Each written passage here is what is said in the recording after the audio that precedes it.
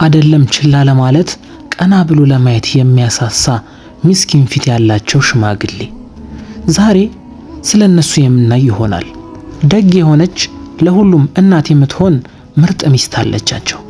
ፈጣሪ የተወሰኑ ልጆችን ያደላቸው፣ ሆኖም ግን አብረዋቸው አይኖሩም። ሁሉም ባህር ማዶ ናቸው። ያው ለዕለት ተዕለት የሚያስፈልጋቸውን ስራ የሚሰሩት ጫካ እየሄዱ እንጨት በመፍለጥ ለአካባቢው መንደርተኞችና ለነጋዴዎች በማስረከብ ነው። እነሆ እድሜያቸው ገፍቷል። አሁን ይህን የሚሰራላቸው ማን ይሆን? አብረን እንከታተል። እድሜ ያልበገራቸው ይህ ምስኪን ሽማግሌ አንድ ቀን ለስራ የሚሆናቸውን እንጨት ከሰበሰቡ ወዲህ ለመሸከም አቃታቸው። 1 2 ጫን ወደቀባቸው። አልቻሉትም። ከፍተኛ ክብደት የእሳቸው ጉልበት መዛል ተደምሮ ንቅንቅ ማድረግ አቃታቸው። ቲያማ በዚህ ሰዓት ወጣትነታቸው ታወሳቸው። የዚህን 10 እጥፍ የሚሆን በአንድ ትከሻቸው ላይ አንዠርግገው ሲሄዱ ትዝ አላቸው። ምን ማድረግ ይቻላል? እድሜ ደጉ አሜን ብሎ መኖር ነው። እናማ የዕለት ተዕለት ጉርሳቸውን የሚያገኙበት ንግዳቸው ይህም ስለሆነ የሚያግዛቸውን ሰው መጣራት ጀመሩ። ይሄኔ የሰማይ ስባሪ የሚያህል ከሰው ልጆች የተለየ ከሁሉም ተገንጥሎና ገሎ ጫካ ውስጥ የሚኖር አንድ ግዙፍ ሰው አገኙ። የለበሰው ቅጠላ ቅጠሎችን ደማምሮና ጨምቆ ከሙጫ ጋር አጣብቆ ሸፍኖ ነው እየኖረ ያለው። ልጄ በጣም ትለያለህ፣ ግዙፍም ነህ፣ ና እስኪ አግዘኝ፣ እስኪችን ነገር ተባበረኝ። እናንተ ብትሆኑ ምን ታረጉ ነበር? ይህንም ያህል ሰውዬ ጫካ ውስጥ ቢመጣባችሁ? ጋሼ ግን መስሚያ የላቸውም። አሸክሞት ወደ ቤታቸው። እንዴ ይህንም ያህል ሰውዬ እንዴት ሊሆን ይችላል ልትሉኝ ትችላላችሁ። መጨረሻ ላይ ሁሉ ነገር አስረድቼ ነግራችኋለሁ። ሚስትየው ስታይ በፈጣሪ ስም ምንድነው ይሄ? አረ ይገርማል። ይሄ ጫካ ውስጥ ያገኙት አዲሱ ልጄ ነው፣ እንዲያግዘኝ ነው። በልና ወደ ገበያ አግዘኝ እስኪ ልጄ በማለት ወደ ገበያ ጉዟቸውን አመሩ። ገበያም እንደደረሱ ለሁሉም ደንበኞቻቸው የሚገባቸውን የእንጨት ማሰሮ እስር ከሰጧቸው በኋላ ያላቸውን ወይንም ያገኙትን ገቢ ለወጣቱ ልብስ ሊገዙበት ፈለጉ። ታዲያማ በገበያው መሃል የሚንከራተቱት ሰዎቹ ይሄ ምን ያህላል ከየት የመጣ ነው እያሉ ስራቸውን ትተው እሱ ላይ ነው የሚያፈጡት። ጋሼ ግን የሰው ንግግርን ዘቅዝቄ ልልበስ በሚል መልኩ ለጓደኛቸው ወይም ለአዲሱ ልጃቸው ልብስ ገዙለትና ጉዞ ወደ ቤታቸው መመለስ ጀመሩ። እነሆ አሁን ሁሉ ነገር ነግራቸዋለሁ። በመንገድ ላይ ሁሉ ነገር ጠየቁት። እንዴት እንዲህ ልትሆን ቻልክ አሉት። እሱም ዝርዝሩ መናገር ጀመረ። እንደሚታወቀው እኔ አባቴ እንዲህ የሚባል ጎሳ ነው። ዘራችን ከተፈጥሮ ግዙፍ ነን። ሁላችንም አልቀን እኔ ብቻ ነኝ የቀረሁት። ታዲያ መንደርተኞች ሁሉ እኔን እንደ ባይተዋርና እንደ ገፊ አዩኝ። ይህን ቢሰለቸኝ ጫካ ውስጥ ኑሮዬን ጀመርኩኝ። ዛሬ እርሱ አገኙኝ። እንዲህ ብለው ከተዋወቁ ዘንዳ ብዙ ቀናቶች አለፉ። እርስ በርስ ተላምደዋል። እሱም አባት የሚሆነውን ሰው ይፈልግ ነበርና በአንዴ ተላመዳቸው። እንደ ሁል ጊዜው እንጨት ተሸክመው ወደ ገበያ መሄድ ጀመሩ። እነሆ ታዲያ በዚህ ሰዓት አንድ ትልቅ ክስተት ይከሰታል። ምን አትሉም? የንጉሱ ወታደሮች ገበያ ውስጥ በመግባት ዞር በሉ ሁላችሁም አይናችሁን እናጠፋላችሁ እያሉ መንደርተኛውንና ዕቃ ሸማቹን አባረሩት። ይሄ ሁሉ ግርግርና ጉድ የልዑሉ ወይንም የንጉሱ ልጅ ዕቃ ልትሸምት ገበያ ስለመጣች ነው። እውነትም ከመልኳ አንፃር ይገባታል። ከ3 ጓደኞቿ ጋር በመሆን በጋርዶቿ ታጅባ ዕቃ ለመግዛት ስትቃኝ ያ ግዙፉ አዲሱ የጋሼ ልጅ ይመለከታትና በውበቷ ይፈዛል። ታዲያ እሷን ለመያዝ ሲሄድ ጋርዶቹ ይከቡታል። ልክ እንደሚናፈጥ ሰው ነው እንቅ ፍርጥ ያደረጋቸው። 6 ሆነው መጡበት። 6ቱንም ጭራሽ እንዳልነበሩ አድርጎ በታተናቸው።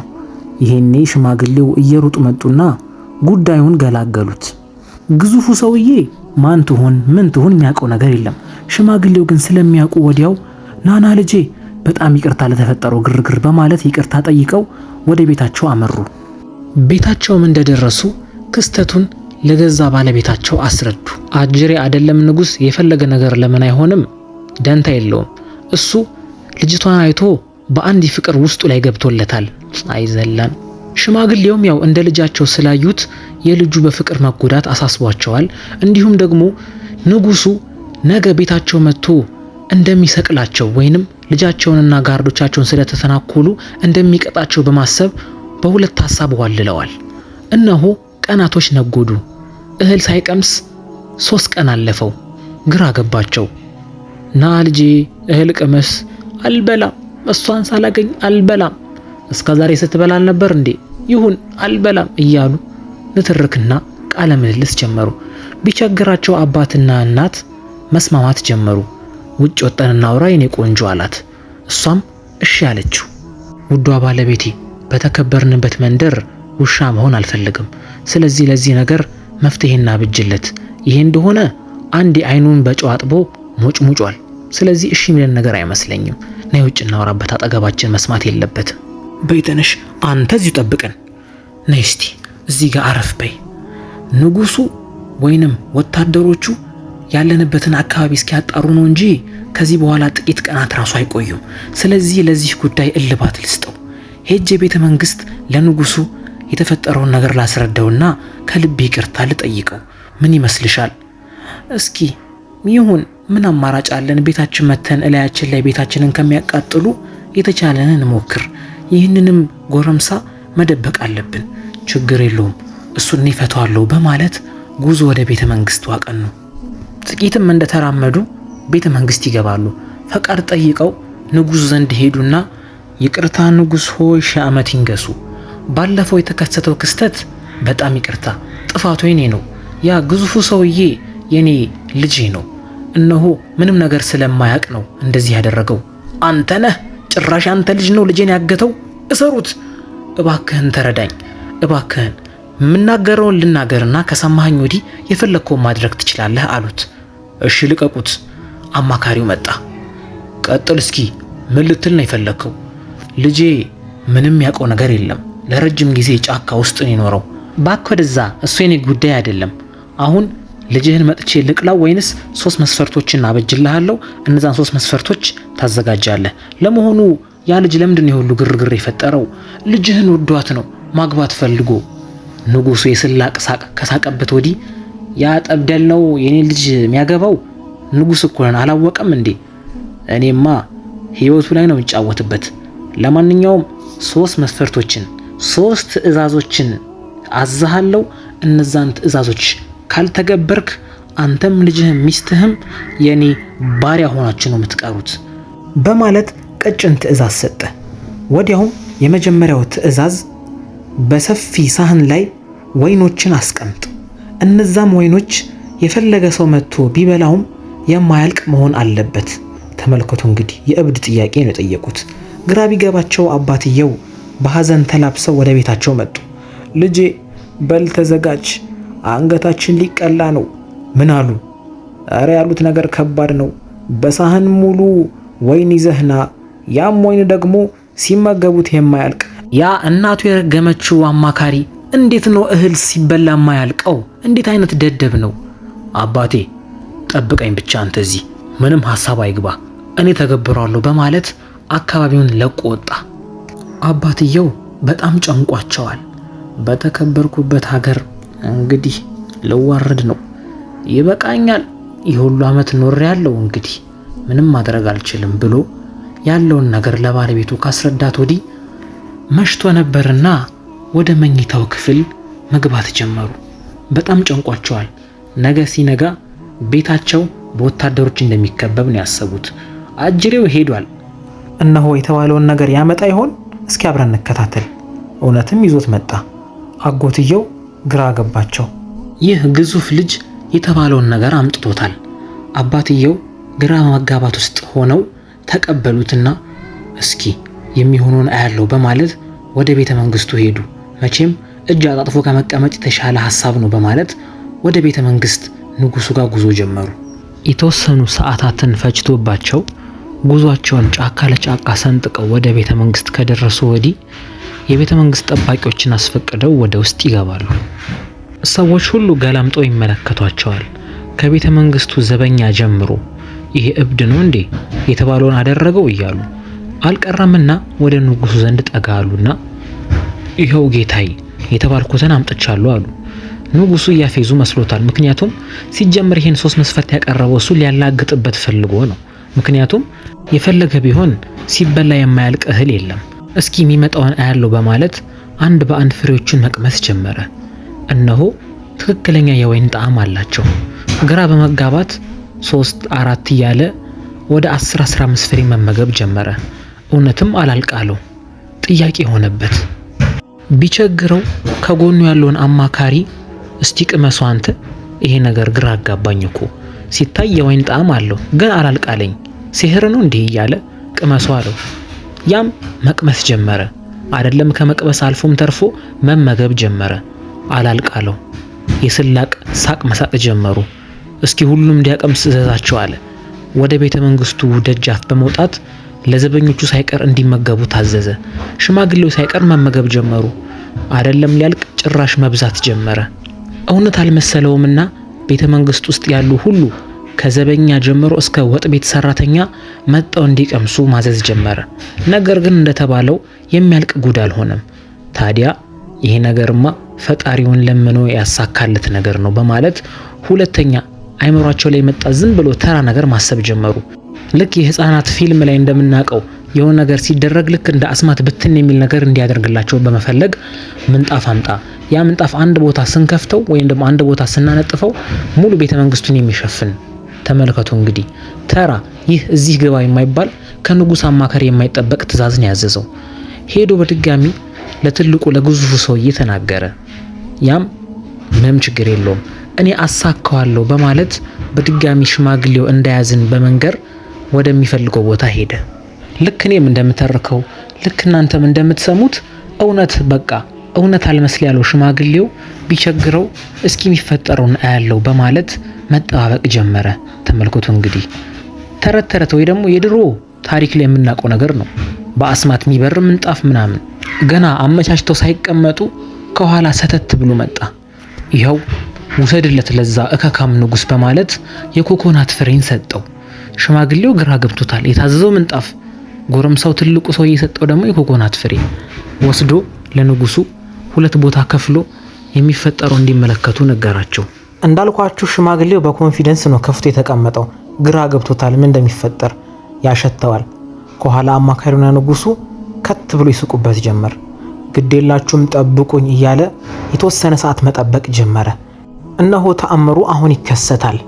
አይናቸው እያየ ከንጉሱ መቀመጫ ክፍል ተነስቶ ሙሉ ቤተ መንግስቱን አዳርሶ እስከ ውጭ ድረስ የሚዘረጋ መልከ መልካም የሚያምር ንጣፍ ሆነላቸው። አስተውሉ።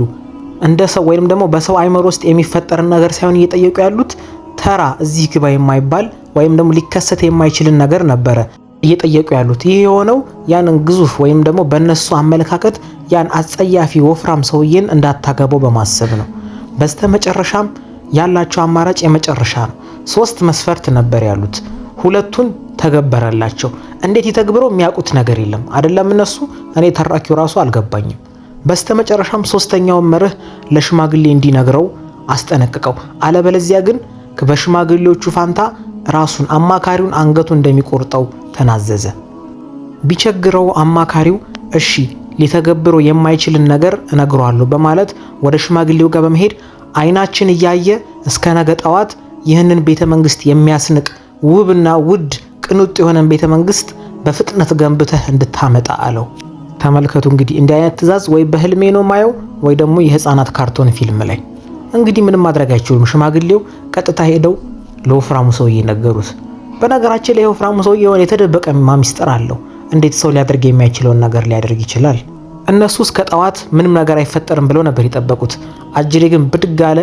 ወንዝ ዳርቻ ሄደ፣ ድንጋዮችን ሰበሰበ። በአንዴ ምን የመሰለ ቤተ መንግስት ገንብቶ እርፍ አለ። በደቂቃ ጨረቃ ሳትበር። እነሆ 3ቱ መርሆች ተሟልተዋል። ንጉሱ ምንም ማድረግ አይችልም። አረረም መረረም አንድ ንጉስ ቃል ከሰጠ ያ ቃል ተፈጻሚ ይሆናል። እነሆ በዛች በከተማይቱ ውስጥ ታይቶ የማይታወቅ ግዙፍ ቤተ መንግስት ተገንብቶ እርፍ አለ። ይሄኔ አማካሪው ግራ ገባው። ምን ይዋጠው? በቃ ያለው አማራጭ ያን ግዙፍ ሰውዬ ከንጉሱ ልጅ ጋር ማጋባት ነው ያላቸው የመጨረሻው አማራጭ። እነሆ ሙሽሪት ያለባትን ዕዳና ጣጣ ከተነገራት ወዲህ ለባብሳ ወደ ቤተ መንግስት እንድትሄድና ግዙፉም ሰውዬ እንዲጠራ ትዕዛዝ ተሰጠ። ደቂቃም አልቆዩም ተፈጻሚ ያደረጉት። ንጉሱም የገዛ ልጁን አስጠራት። እነሆ ዛሬ ቀኑ ደርሷል፣ ታገቢያለሽ። ምንም ማድረግ አልቻልኩም፣ ተሸንፌያለሁ። ማንን ነው ማገባው? ይኸው ይሄንን ነው። ስትመለከተው ለደቂቃ ፌንት በላች። ወዲያውም እንደነቃች ለአባቷ እያለቀሰች ማውራት ጀመረች። አባቴ የኔን 18 የሚያህል ሰውዬ ምን ብዬ ነው ማገባው? እንዴትስ ብዬ ነው ሰው ነው ብዬ አጠገቡ ምኖረው? ይኸው እስኪ ምን እንደሚያህል ከቀኝ እጁ ብቻ እኮ እንደኔ አይነት 16 ሴቶች መውጣት እንችላለን አለች። አባትየውም ግራ ገብቶታል። አንድ ቃሉን ሰጥቷላ። ምን ያድርግ እንግዲህ? አንድ ነገር ነግርሻለሁ። ከ6 ቀን በኋላ አግቢውና ከ6 ቀን በኋላ መጣለው ቤትሽ። አልፈለኩትም፣ እፈታዋለሁ፣ ፍቺ አዘጋጅልኝ በይኝ፣ መጥቼ አፋታቸዋለሁ ብሎ ነግሯት ቃል አስገብቷት ተያይዘው እንዲሄዱ ወደ ቤታቸው ፈቀደላቸው። እሷ የጠበቀችው እንደ ሰራላቸው አይነት ቤተ መንግስት ውስጥ እኖራለሁ ብላ ነው። እሱ ግን ያመጣት ወደ አባቱና ወደ እናቱ ቤት ነበረ። አስቡት፣ መደብ ላይ ልትተኛ ማለት ነው። ግራ ገብቷት ተናደደች። እነሆ አንድ ቀን ነው። ቀናቶች ነግደዋል። ከእንቅልፏ ስትባንን መልከ መልካም ቆንጆ ወጣት አጠገቧ ቁጭ ብሏል። ማነህ? ያ ወፍራሙ ግዙፉ ሰውዬ መሆን አለብህ አለችው። እሱም እውነት ነው፣ ትክክለኛ ገጽታና ማንነቱ ይህ እንደሆነ ነገራት። እንዴት እንዲህ ሊሆን ቻለ አለችው። እሱም ሚስጥሩን ሁሉ መናገር ጀመረ። እነሆ እናንተም በደንብ ስሙኝ። እነሆ እኔ ማለት ግማሽ ዘረመሌ ከአጋንንት ወይንም ከጂኒዎች ዓለም የምሰራ ነኝ። ከፊሌ ነው የሰው ዘር አላት። አላመነችም። እንዴት ሊሆን ይቻላል አለችው። እነሆ የተወለደበትን ሙሉ ዝርዝር ሁኔታ ነገራት። ከፊል የጂኒዎች ብቃት አለኝ። ለዛ ነው አባትሽ ያቀረበልኝ እነዛን 3 መስፈርቶች በብቃት ልወጣ የቻልኩት በዚህ ችሎታዬ ምክንያት ነው። ያው ፈጣሪ ነው ያገራልኝ በማለት ሚስጥሩን ነገራት። እሷም ትጠላው እንዳልነበረች ቁንጅናውና መልኩ እንዲሁም ችሎታውን ስታየው ልትወደው አብራው ልትኖር ለሱም ቃል ገባችለት። አባቴ ይመጣል፣ እንደማልፈታህ ማወቅ አለብህ፣ እሺ ደስተኛ ህይወት እንደምንኖርም ተስፋ አደርጋለሁ በማለት ኩፍ ያለው ፊቷን ፈታ ደስተኛ ኑሮ መኖር ጀመረች። አባትየው ሀገር ሰላም ብለው 7 ቀን ሞልቷቸዋል በማለት ሰከም እያሉ መጡ ወደ ቤት። ልጄ ነያ ወደ ቤት በማለት በኮንፊደንስ ጠየቃት። እሷም ይቅርታ የኔ አባት፣ ፍየሉን አርጄ በልቼዋለሁ፣ ልፈታው አልችልም ይሄን ሰውዬ በማለት አስደነገጠችው። ልጄ ምን እያልሽ ነው? ይሄ እንደምታየው ምርጥና ጥሩ ባል ነው። ላንተም ለወደፊት ጥሩ በር ዘጊና የልጅ ልጆች አባት ይሆናል በማለት በይቅርታና በፍቅር ስማው ወደ ቤተ መንግስቱ እንዲሄድ ትሸኘዋለች። በቃ ከሱ ጋር ጥሩ ህይወት ኖራለሁ ብላ ስለተናገረች ማለት ነው። አባትየው እፍርና ሽምቅቅ ብለው ወደ ቤታቸው ለመመለስ ፈለጉ። ያው እናፋታለን ብለው መተው ራሳቸው ወደ ቤት ሂዱ ሲባሉ አስቡት እስኪ። ቢሆንም ግን ካለው ግዝፈትና ጥንካሬ አንፃር ለሚስትየው ብቻ ሳይሆን ለአባትየውም ትልቅ ጥቅም እየሰጠ ነው። ቤተ መንግስታቸውን ስርወ መንግስታቸውንም ከጠላቶች እየተከላከለላቸው ነበር። አንድ ማወቅ ያለብን ነገር ግን የነገራትን ሚስጥር ለማንም እንዳትነግር ነግሯታል። ስለዚህ ሚስጥራቸውን ከጠበቀችለት እሱም አባቷን እንደሚረዳ ቃል ስለገባላት ባለው አቅምና ጥንካሬ የቤተ መንግስቱ ጀብዱ አደገኛ ጠባቂ ሆኗል።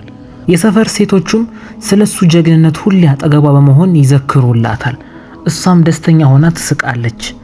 እነሆ ታሪካችንም እዚህ ላይ ያበቃል። እናንተም እየሳቃችሁ ፈገግ በሉ። ለወደፊትም ይህንንና መሰል ውበትና ግርማ ሞገስ ያላቸውን ታሪኮች መስማት ከፈለጋችሁ ቻናሉን ሰብስክራይብ፣ ላይክ፣ ሼር በማድረግ ተባበሩን።